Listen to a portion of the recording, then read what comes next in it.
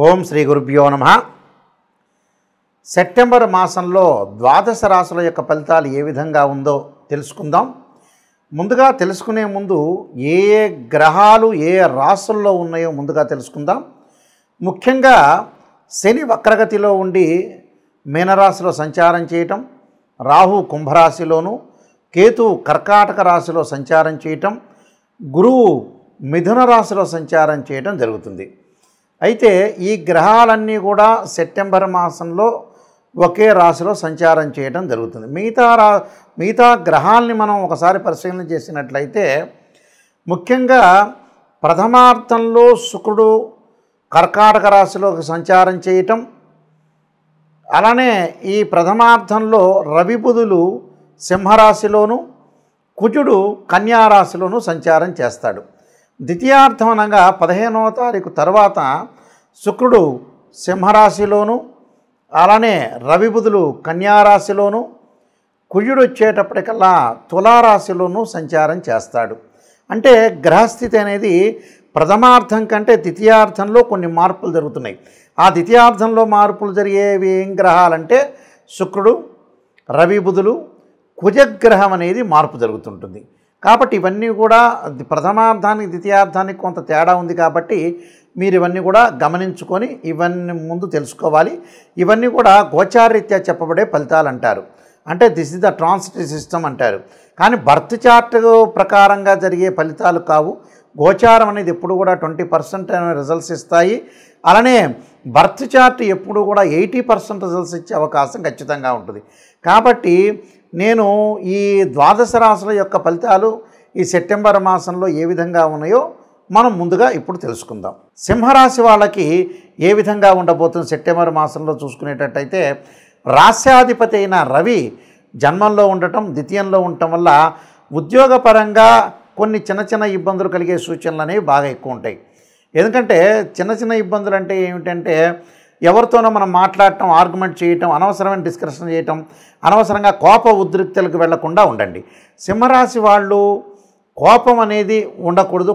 మొండితనం కానీ కోపం కానీ వాళ్ళలో తగ్గించుకోవడానికి అవకాశం అనేది చేసుకోవాలి. సహజంగా సింహరాశి వాళ్ళకి మొండితనం, కోపం, పెంకితనం ఇలాంటివన్నీ ఉంటాయి. అలాంటివన్నీ తగ్గించుకొని లౌకిక విధానంలో ముందుకు వెళ్ళండి. అయితే ఏకాదశ స్థానంలో గురువు ఉన్నాడు. అంటే ఇక్కడ పంచమాధిపతి అలానే అష్టమాధిపతి అయిన గురువు లాభస్థానంలో ఉండటం వల్ల ఆర్థిక పరంగా పరిపుష్టకరంగా ఉంటారు, లాభాల బాటలో ఉంటారు, మంచి ఉద్యోగాలు లభించే అవకాశాలు ఉంటాయి. వృత్తి వ్యాపారాల్లో కూడా అనుకూలంగా ఉంటుంది. చిరు వ్యాపారాల్లో కూడా మంచి లాభాలు కలిగే అవకాశాలు బాగా ఎక్కువ ఉంటాయి.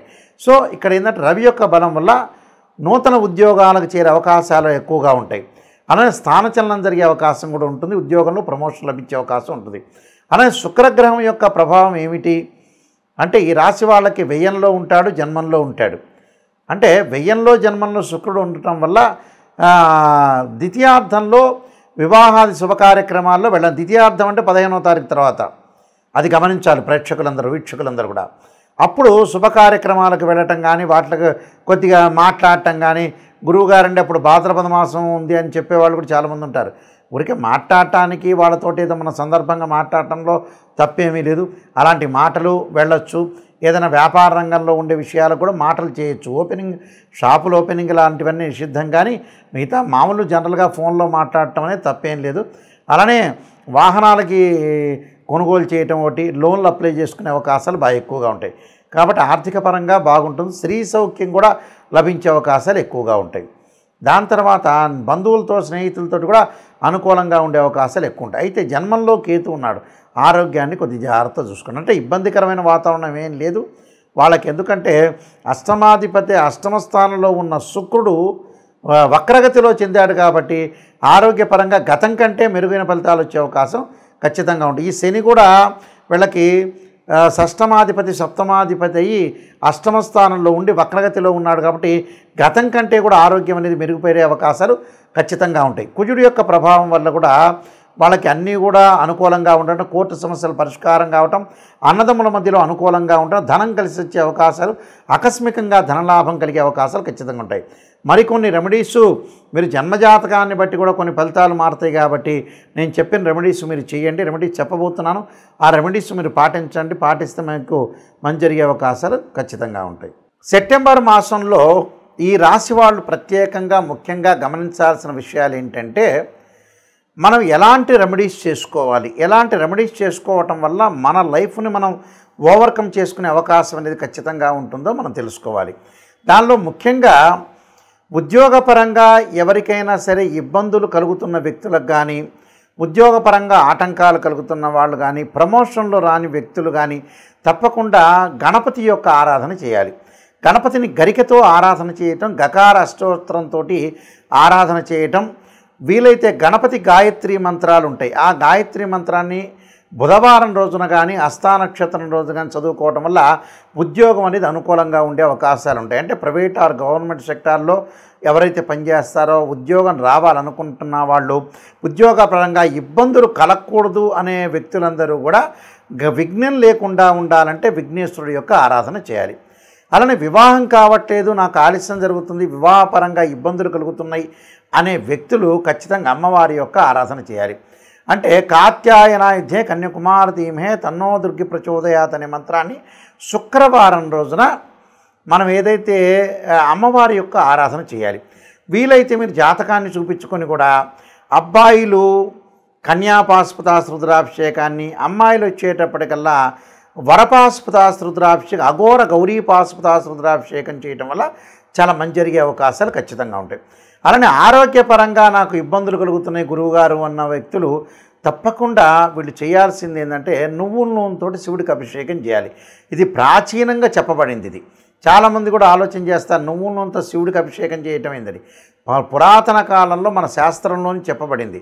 అది కేవలం శనికి సంబంధించిన శనీశ్వరుడికి సంబంధించిందే కాదు. అలానే నువ్వుల నూనెతో ఎప్పుడైతే శివుడికి అభిషేకం చేస్తాం ఆయు ప్రమాణం పెరుగుతుంది శాస్త్రం చెప్పబడింది. అలానే మిగతా కొన్ని కోర్టు సమస్యలు ఉంటాయి. కొంతమందికి కోర్టు అన్నదమ్ముల మధ్యలో డిస్ప్యూట్స్ ఉండే వ్యక్తులు ఖచ్చితంగా సుబ్రహ్మణ్య స్వామి యొక్క ఆరాధన చేయాలి. 2 జంట సర్పాలను దానం చేయటం ఒకటి, దాని తర్వాత తత్పురుషాయ విద్యే మహాసేనాయ ధీమే తన్నో షణ్ముఖ ప్రచోదయాత్ అనే మంత్రాన్ని చదవటం వల్ల కూడా చాలా మంచి జరిగే అవకాశాలు ఖచ్చితంగా ఉంటాయి. అలానే మిగతా కొన్ని సమస్యలు ఉంటాయి చాలామందికి కూడా రకరకాలు, అంటే వివాహము, ఉద్యోగము, అలానే ఫైనాన్షియల్ పరంగా ఉండే సమస్యలు కూడా ఉంటాయి. ఈ ఫైనాన్షియల్ పరంగా ఉండే సమస్యలు కూడా వాళ్ళకు కూడా గురువు యొక్క ఆరాధన చేయమంటారు. అంటే దత్తాత్రేయ స్వామి యొక్క పారాయణం కానీ, దత్త కవచం కానీ, లేకపోతే ఓం యక్షాయ కుబేరాయ వైశ్రవణాయ ధనధాన్యాధిపతే ధనం ధాన్యం సమృద్ధిమే దేహిమే స్వాహ దేహిమే దాపై స్వాహ అనే మంత్రాన్ని చదువుకోవాలంటారు.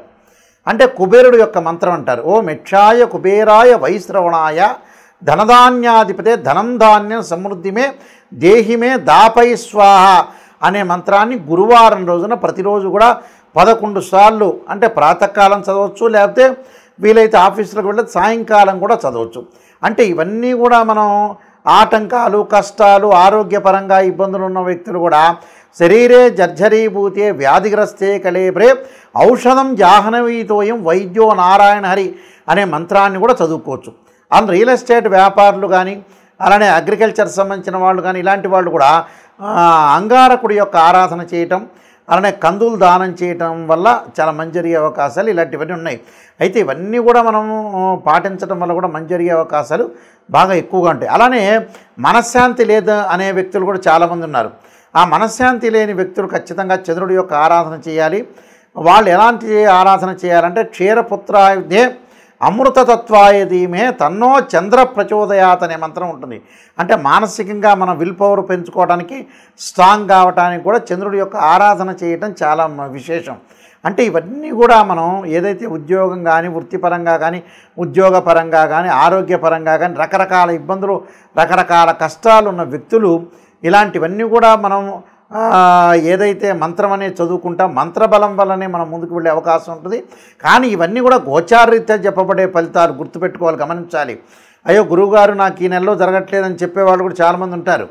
అది కాదు, ఎప్పుడు కూడా గోచారం అనేది 20% మాత్రం సపోర్ట్. అంటే సహజంగా ఏం చెప్తారు, ఎంత కృషి చేసినా ఆవగింజంత అదృష్టం ఉండాలంటారు. మనం కృషి చేసినా అదృష్టం కూడా కావాలి. ఆ అదృష్టానికి ఏమిటంటే గోచారం తోడ్పడుతుంది. కానీ బర్త్ చార్ట్ కూడా చాలా ఇంపార్టెంట్. ఈ బర్త్ చార్ట్ని చూసి కూడా ఆ ద్వాదశ భావాల్లో ఏ గ్రహాలు ఉన్నాయి, వారి యొక్క లగ్నం ఏంటి, ఈ ద్వాదశ భావాధిపతులేంది, రాస్యాధిపతులేంది, ఆయా రాశుల్లో ఏ గ్రహాలు ఉన్నాయి, ఏ దృష్టి ఉంది అని 16 లగ్న కుండల్ని మనం అనాలిసిస్ చేయాలి. కేవలం రాశిచక్రమే కాదు, మ్యాథమెటికల్ క్యాల్కులేషన్లో రాశిచక్రము, భావచక్రము, నవాంశము, ద్రేకాణము, హోర, దశమాంశము, షోడశాంశ చక్రాలు 16 డీ చార్ట్స్ అనేవి ఉంటాయి. ఆ డీ చార్ట్స్ ప్రస్తుతం దశ ఏంది, అంతర్దశ ఏంది, ఏ లగ్నానికి ఏ దశలు యోగిస్తాయి, అసలు ఏ గ్రహాలు ఏ నక్షత్రాల్లో ఉన్నాయి అనేది కూడా మనం అనాలిసిస్ చేయాలి. అంటే లైఫ్ని ఎప్పుడూ కూడా నిజంగా అనాలిసిస్ చేసి గురువుగారు నెగిటివ్ చెప్పినా పాజిటివ్ చెప్పినా నెగిటివ్ను కూడా తీసుకోవాలి. రాశి ఫలం వినేటప్పుడు ఖచ్చితంగా నేను ఒక విషయం చెప్తాను, గురువుగారు నాకు ఎంత పాజిటివ్ చెప్తున్నారని ఆలోచన చేయొద్దని. నిజంగా నేను ఒక్కడనే కాదు, నాయకంటి గారే కాదు, ఎవ్వరు చెప్పినా కూడా నెగిటివ్ని తీసుకోండి. నాకు ఈ నెలలో ఇలా జరగబోతుంది, అయితే నేను జాగ్రత్త వహించాలి అనే పాయింట్ని మేము హింట్ చేస్తున్నాం ఇక్కడ. అందువల్ల ఖచ్చితంగా మీరు గుర్తుపెట్టుకోండి, ఖచ్చితంగా గుర్తుపెట్టుకొని ఈ రోడ్డు బాగాలేదు, వేరే రోడ్డుకి వెళ్ళాలి అనే ఆలోచనలు చేసి ముందుకు వెళ్ళండి. నెగిటివ్ని మనం పాజిటివ్ చేసుకోవటం ఎలా అనేది ఆలోచన చేయండి.